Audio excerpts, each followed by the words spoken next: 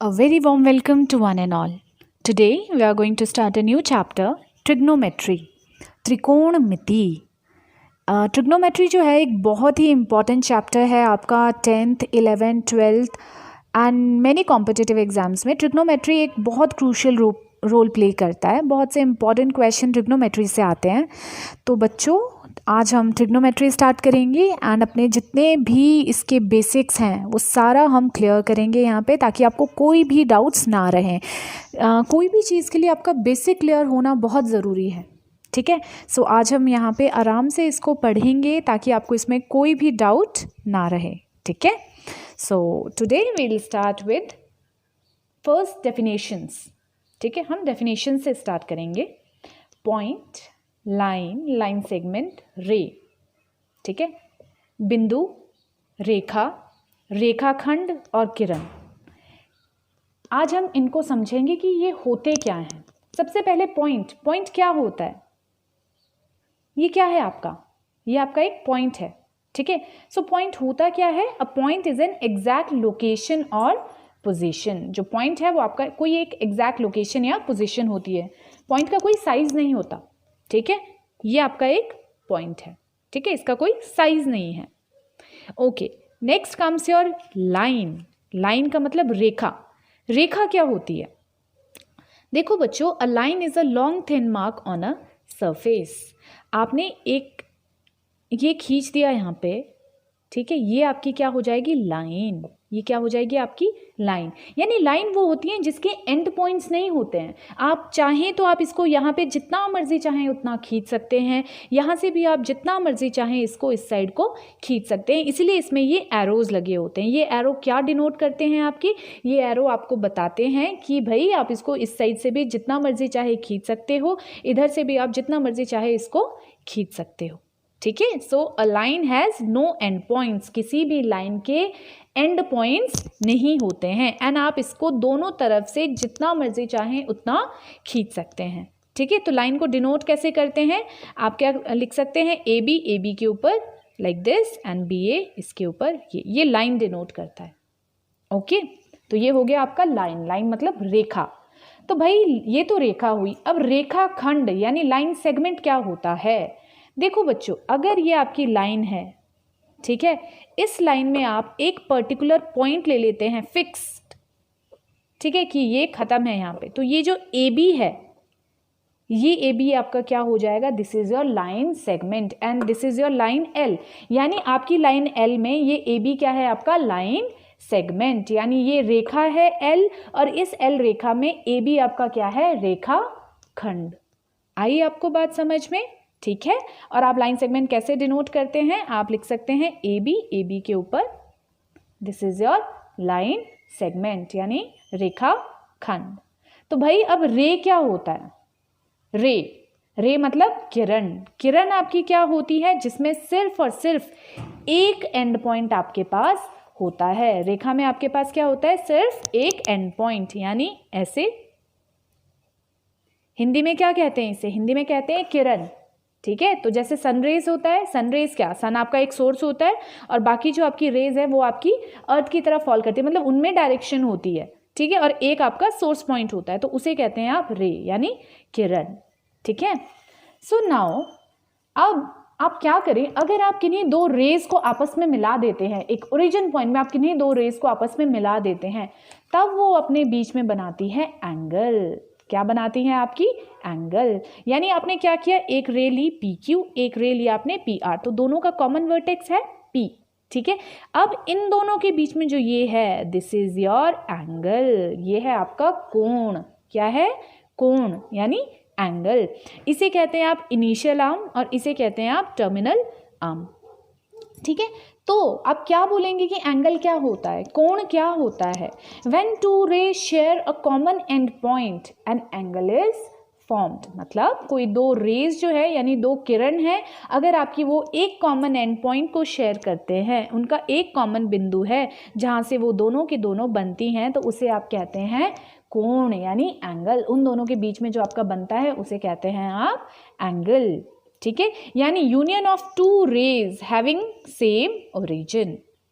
अब एंगल को आप और कैसे बोल सकते हैं, angle is a measure of rotation of a given ray about its initial point, यानी अगर वो अपने इनिशियल पॉइंट के आसपास रोटेट करे तो वो एंगल बनाती है। फॉर एग्जाम्पल सी हियर, आपको दिख रहा है आपके पास क्या है, ओ ए। अगर कोई रे यहाँ से इसके ऊपर है, यहाँ से वो इधर की तरफ को मूव करना शुरू करे, यानी आपका एंटी क्लॉकवाइज मूव करना शुरू करे, तो उसे कहते हैं आप पॉजिटिव एंगल, यानी यहाँ पे जो कोण बनेगा वो क्या होगा, पॉजिटिव, ठीक है, धनात्मक पॉजिटिव कोण होगा। ओके, एंड दूसरी साइड, ये अगर आपकी इनिशियल साइड है, इसमें जो आपका एंगल है अगर वो इस साइड को घूमता है, आपकी अगर मान लो ये रे है, ये आर्म है, ये इस साइड को घूमती है, तो इसे आप क्या कहेंगे, इसे आप कहेंगे नेगेटिव एंगल, ठीक है, क्या कहेंगे आप, नेगेटिव एंगल। अब बच्चों हम एंगल को यानी कोण को किस में मेजर करते हैं, ये तो आप जानते हैं, हम एंगल को मेजर करते हैं डिग्री में, ठीक है। तो भाई आपका 1 डिग्री क्या हो जाता है, आपका 1 डिग्री, मान लो ये आपका एक सर्कल है, ये फर्स्ट सेक्टर है, ये आपका 90 डिग्री है, ये जो 90 डिग्री होता है, ठीक है, ये जो 90 डिग्री होता है, तो यानी 1 right angle is equal to 90 degree. ये जो 1 राइट एंगल है ये आपका कितना बनाता है, 90 डिग्री, ठीक है, ये बनाता है आपका 90 डिग्री। यानी आपके इसके बीच में कितने सारे आएंगे, इस तरीके से ये करता हुआ इसमें 90 होते हैं टोटल, यानी आपका ये तो हो गया 90 डिग्री। इसके बीच में अगर एक देखते हैं, ये हुआ आपका 1 डिग्री, ये कितना होगा आपका फिर 1 डिग्री। एंड बच्चों ध्यान रखना, जो ये 1 डिग्री है, your 1 degree is equal to 60 minutes, ठीक है, your 1 degree is equal to 60 minute and your 1 minute is equal to 60 seconds, ठीक है, your 1 degree is equal to 60 minute and your 1 minute is equal to 60 seconds. यानी unit use to measure angle is degree. So 1 right angle is equal to 90 degree and 1 degree is equal to 60 minute and 1 minute is equal to 60 seconds. मैंने आपको यही अभी बताया। तो बच्चों ये तो आपका बचपन में है, लेकिन जैसे जैसे आप अपनी हायर क्लासेस में जाएंगे आप देखेंगे कि आप जो है एंगल को सिर्फ डिग्री में ही मेजर नहीं करते हैं, ठीक है, एक और यूनिट आपकी आती है एंड उस यूनिट को आप कहते हैं रेडियन। क्या कहते हैं, रेडियन। तो भाई अब रेडियन होता क्या है, what do you mean by radian. Radian होता है the angle subtended by an arc of a circle whose length is equal to the radius of a circle at the center of the circle is called a radian। मतलब आपके पास क्या है, आपके पास एक circle है, आपके पास एक वृत्त है, उसमें आपने क्या किया,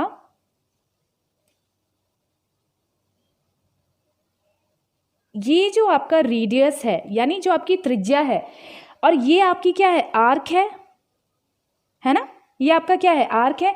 जब आपके आर्क की लेंथ ये जो रेडियस है इसके बराबर होती है, यानी ये आर्क की लेंथ जब आपके रेडियस के बराबर होती है, तो जो इनके बीच में जो ये एंगल बनता है ये थीटा, ये आपका होता है 1 रेडियन के बराबर, ठीक है, किसके बराबर होता है, 1 रेडियन। यानी आप क्या बोलेंगे, आप बोलेंगे the angle subtended by an arc of the circle, the angle subtended by an arc of the circle, तो ये आर्क है ना, इस आर्क के बीच में ये एंगल बन रहा है। So the angle subtended by an arc of a circle whose length यानी your R is equal to the radius of the circle, ठीक है, ये आपके इस रेडियस के इक्वल होता है।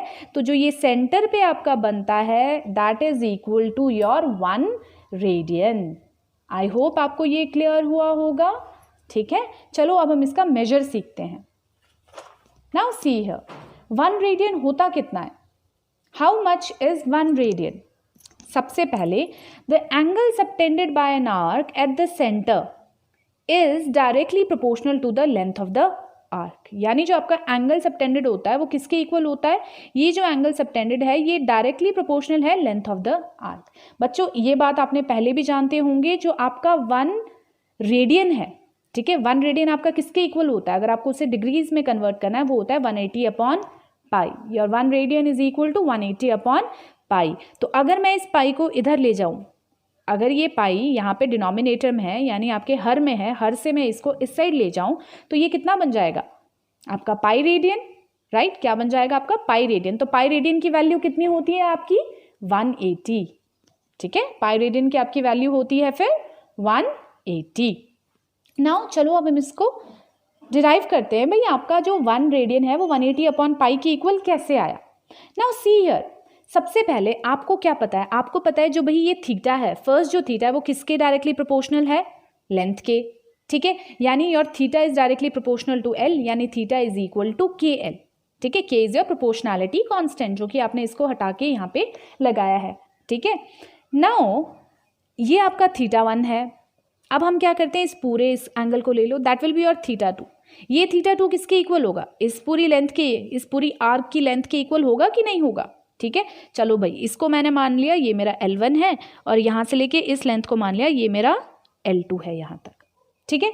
यानी आपका थीटा 1 जो हो गया that is your directly proportional to L, ठीक है, यानी theta 1 is equal to k L, and your theta 2 is equal to what, that will be equal to k of L2, होगा कि नहीं होगा, ठीक है, के ऑफ L2। अब मैं क्या करूंगी, अगर मैं थीटा 1 अपॉन थीटा 2 लूँ तो कितना आएगा मेरा आएगा के ऑफ L1 अपॉन के ऑफ L2, के से के कट गया, यानी theta 1 upon theta 2 is equal to L1 upon L2। बच्चों ध्यान से देखो, L1 आपका किसके इक्वल है, मैंने आपको अभी अभी बताया L1 आपका इक्वल होता है रेडियस के, किसके इक्वल होता है, रेडियस के। तो यहाँ मैंने थीटा 1 आपका कितना है 1 डिग्री, ये 1 रेडियन, आपका थीटा 1 कितना है 1 रेडियन, और थीटा 2 कितना है 90, ठीक है, थीटा 2 कितना है 90। अब देखो L1 कितना हो जाएगा आपका, L1 आपका क्या है, L1 is equal to your R, L1 length 1 जो है वो आपकी किसके इक्वल है R। तो भाई लेंथ 2 ये किसके इक्वल होगा आपका, आपने इस चीज़ को पढ़ा ही होगा, ये आपका क्या है ये आपका length of an arc. Length of an arc क्या होता है, फॉर्मूला आपने पढ़ा है, थीटा अपॉन 360 2 पाई आर। तो थीटा अपॉन 360, थीटा कितना है 90 upon 360 2 pi R, right, R से आर कैंसिल, यानी 1 अपॉन 90 इज इक्वल टू 9 4 ज़ा, ये कितना हो जाएगा आपका, ये हो जाएगा आपका 1 अपॉन 2 1 ज़ा 2 2 2 ज़ा 4 पाई अपॉन 2, राइट, ये ऊपर जाएगा यहाँ से और ये इस साइड आएगा, यानी your 1 radian is equal to वहाँ जाएगा 90 into 2 upon pi, which is equal to, ये कितना हो जाएगा आपका 180 अपॉन पाई। तो आपका मैंने प्रूव कर दिया that your 1 radian is equal to what 180 upon pi. I hope आपको समझ आया होगा किस तरीके से आया, ठीक है, आपका क्या आ गया, your 1 radian is equal to 180 upon pi, ठीक है। चलो जी, नाउ ट्रिग्नोमेट्री है क्या, trigonometry is which deals with the measurement of angle and sides of a triangle, ठीक है। ट्रिग्नोमेट्री किस में डील करती है, आपकी एंगल के मेजरमेंट में and sides of a triangle. जो ये ट्रिग्नोमेट्री वर्ड है वो 3 वर्ड से, ग्रीक वर्ड से डिराइव किया गया है। Trio mean thrice, gonia means an angle, and metron means measure. Okay, so trigonometry आपका क्या हो जाता है, trigonometry is the study of relationship between the sides and angles of a triangle, ठीक है। ओके, चलो नेक्स्ट जो आपका मेन टॉपिक है that is your base, perpendicular, hypotenuse of a right angle triangle. सबसे पहले तो बच्चों आपको ये लेना आना चाहिए भाई आपका बेस एंड परपेंडिकुलर क्या होता है, ठीक है। बहुत से बच्चे इसी चीज़ में बहुत गलतियाँ करते हैं। अब इस चीज़ को आपको बहुत ईजी बना देंगे, ध्यान से समझना। बच्चों जो आपकी लॉन्गेस्ट साइड होती है, ये तो आपको पता है, हम हमेशा ट्रिग्नोमेट्री राइट एंगल ट्रायंगल में पढ़ते हैं, तो ये दिस इज योर 90 डिग्री। अब 90 डिग्री के सामने जो साइड होती है that is always your hypotenuse. क्यों, क्योंकि वो लॉन्गेस्ट साइड होती है। तो ये आपका क्या हो गया, ये हो गया आपका कर्ण मतलब हाइपोटेन्यूज। अब भाई आप किस हिसाब से अपना बेस एंड परपेंडिकुलर लेंगे, बच्चों ध्यान से देखो, ये नहीं है कि आपने यहाँ पे बना दिया तो ये आपका बेस है और ये आपका परपेंडिकुलर है। No, your base and perpendicular depends upon theta. आप थीटा कहाँ ले रहे हैं। मान लीजिए आपने थीटा यहाँ लिया है, अगर ये आपका थीटा है, याद रखिए जो थीटा होता है उसके जो सामने वाली साइड होती है वो हमेशा आपका परपेंडिकुलर होता है, यानी वो हमेशा आपका लंब होता है। क्या होता है आपका परपेंडिकुलर, परपेंडिकुलर मतलब लंब, ठीक है। और ये आपका क्या होगा, ये होगा आपका बेस यानी आधार, ठीक है। ये आपका क्या होगा यहाँ पे बेस, बेस माने आधार। मगर अगर मैं इस तरीके से लूं आपका ट्रायंगल,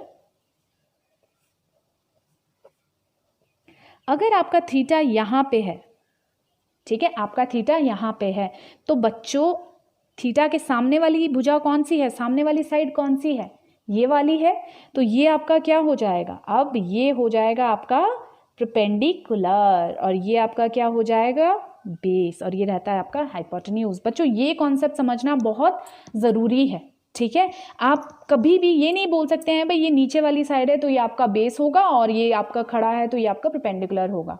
नो, ये जो बेस एंड परपेंडिकुलर है यानी कर्ण और आधार, सॉरी आपका लंब और आधार है, ये किस पे डिपेंड करता है बच्चों, ये आपका डिपेंड करता है थीटा पे। थीटा जो है, थीटा की जो सामने वाली भुजा होती है, सामने वाली साइड होती है, वो हमेशा आपका परपेंडिकुलर होती है। यहाँ पे आपका थीटा कहाँ है, यहाँ, तो आपका परपेंडिकुलर कहाँ है, यहाँ, और यहाँ पे आपका थीटा कहाँ है, यहाँ, तो आपका परपेंडिकुलर क्या हो गया BC।